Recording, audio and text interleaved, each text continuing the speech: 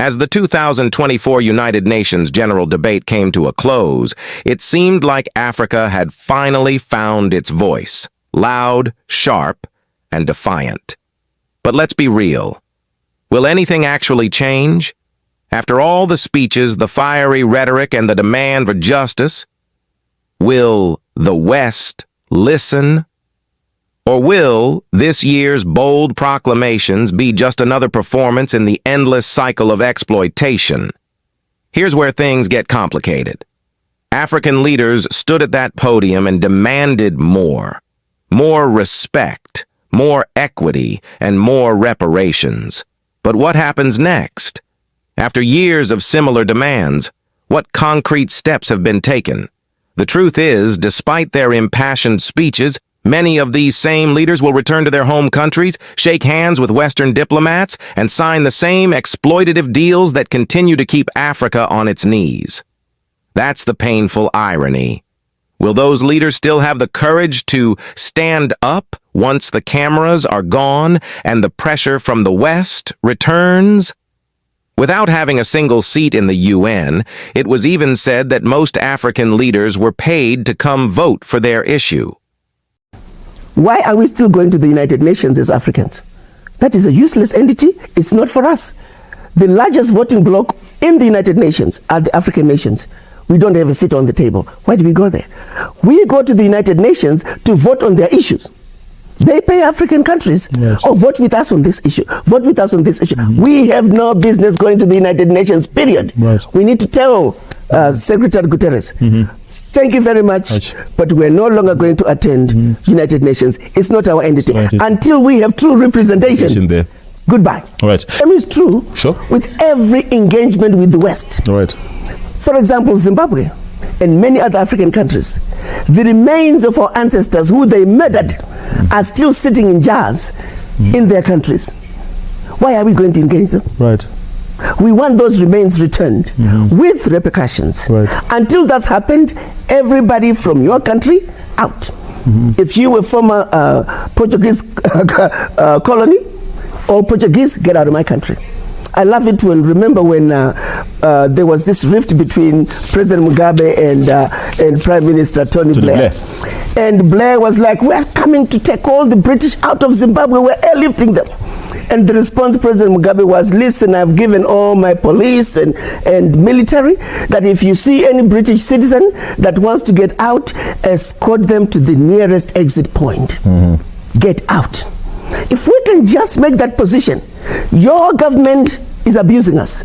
Your government is refusing to give us back our ancestors, the remains of our ancestors who they murdered. Your government is refusing to give us back our artifacts, precious artifacts, priceless, that they stole. Until these wrongs, these blatant wrongs are righted, every British citizen get out.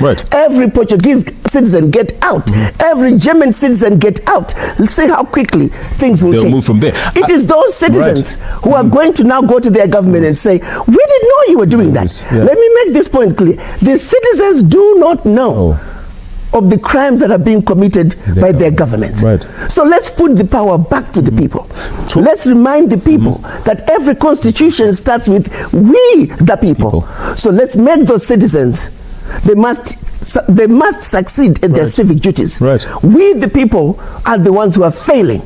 Let's come together, let's understand the issues. And so for those of us who are elders, who are in the know, we have a responsibility to educate and to inform. Once the citizens are empowered with knowledge and the understanding of what is really going on, I do know for a fact the average citizen of the world wants a righteous world, a world that is free of hate, racism. Let's not forget the global stage.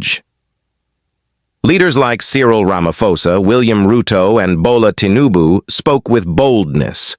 Ramaphosa called for reparations, urging the West to acknowledge its role in the destruction of Africa's resources and the exploitation of its people. Tinubu, in his fiery speech, demanded the right for Africans to manage their own resources, free from Western interference. It all sounds revolutionary, doesn't it? But how long will it take before those same leaders return home and continue to engage in the very deals that perpetuate Africa's dependency? Take Zimbabwe's Emerson Mnangagwa. His condemnation of sanctions placed on his country drew applause. But do Western nations even care about his outcry? Sanctions have been in place for years, crippling Zimbabwe's economy, and yet nothing has changed. Is it naive to think that this year's debate will somehow move the needle?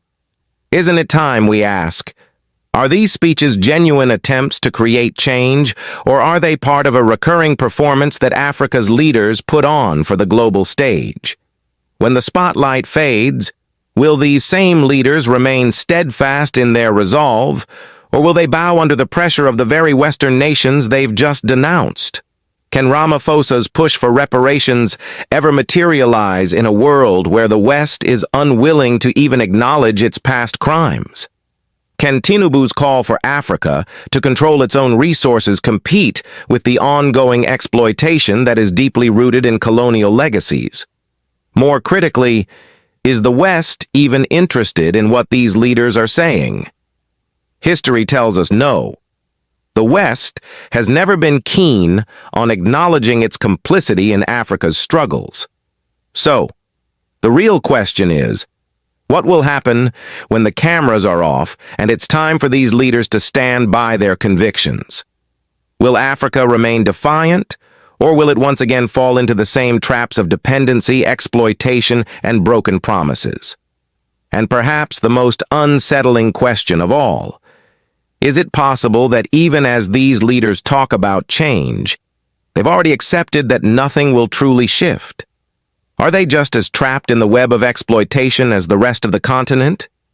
In the end, the world moves on. The powerful remain powerful, and Africa remains exploited. The leaders return home, the headlines fade, and the West continues its exploitation. But how long can this continue before Africa's frustration boils over? How long before these speeches turn into action? Or worse, revolt? What of those African leaders who didn't even show up? Captain Ibrahim Traoré of Burkina Faso, for one, was notably absent. While others are scrambling around international forums, is quietly but steadily focusing on the development of his nation, Burkina Faso. Unlike those spending their time making grand speeches and seeking external validation, Traoré's leadership has inspired action and trust, not just within the country, but also in the diaspora. Between June and September 2024, Burkinabés and other Africans in the diaspora raised a remarkable 22.5 million CFA francs to contribute to their homeland's development. This is no small feat, considering it's the first time such a collective effort has been made since the era of Thomas Sankara, Burkina Faso's revolutionary leader, who was silenced in a French-backed coup in 2008-1987. This act of solidarity from Burkinabés in the U.S. and elsewhere highlights something we rarely see in today's Africa: diasporic unity spurred by the belief that their country is finally in capable hands. Isn't it curious? While many African leaders fly around making the same tired demands at the UN, pleading for the West to help, Traoré quietly works, knowing that true change doesn't come from begging, but from action. His government has inspired enough confidence that people are willing to send their hard-earned money home because they believe in the progress that's happening on the ground. What does this tell us about leadership? When was the last time you heard of a diaspora group coming together in such a significant way to support their nation? Can we even name another African leader who has managed to unite their people this way? But it doesn't stop there. Burkina Faso's national airline, Air Burkina, which had been grounded since April due to financial constraints, has just acquired a brand new aircraft, the high-performance E-170. This is not just any acquisition, it's a symbolic win. Purchased outright from a Chinese operator, this marks a departure from the previous leasing arrangements that drained resources. And while other African countries are still beholden to Western-controlled financial institutions or dependency on foreign investors, Burkina Faso is showing that with the right leadership, ownership is possible. Burkina Faso's national airline now operates a new route network that stretches across West Africa, touching down in places like Togo, Benin, Mali, Niger, Côte d'Ivoire, Senegal, and Ghana. This is not just a plane, it's a statement of independence, capability, and forward motion. Air Burkina's revival is proof that under Traoré, the nation is making strides, quietly but powerfully, while others chase after what they have not truly lost. So, here's the real question. Why aren't more African nations following Burkina Faso's lead? If a small, landlocked nation like Burkina Faso can make these strides, what's stopping others? Could it be that the real issue isn't external, but internal? That while African leaders continue to beg for Western reparations and denounce colonial legacies at the UN, they are failing to take the steps necessary to free their nations from dependency. Isn't it ironic that while so many African presidents deliver fiery speeches abroad, they leave their countries stagnant at home? And the deeper question is, why does it take a leader like Traoré to ignite this kind of commitment from the diaspora? Where is this energy for the countries that spend millions attending these international summits? Maybe, just maybe, the diaspora sees through the farce. They see which leaders are truly working for progress and which ones are simply making noise. They see that Traoré's leadership is not about speeches, but about action, about giving Burkinabés both at home and abroad something to believe in. At the end of the day, Traoré doesn't need to be at the UN making demands, because he's too busy building his country, step by step. While others are pleading for help, Traoré is cultivating self-reliance, tapping into the power of his people both at home and abroad. And that, more than any speech, is how Africa will truly rise, through action, unity, and leadership that inspires belief. So the next time we watch another round of impassioned speeches from African leaders, perhaps we should ask, are they truly fighting for their nations, or are they simply maintaining the status quo? Will Africa remain trapped in a cycle of dependency, or will more leaders like Traoré rise, leading their nations quietly, powerfully, and independently toward a future where the continent no longer has to beg, but can stand tall on its own?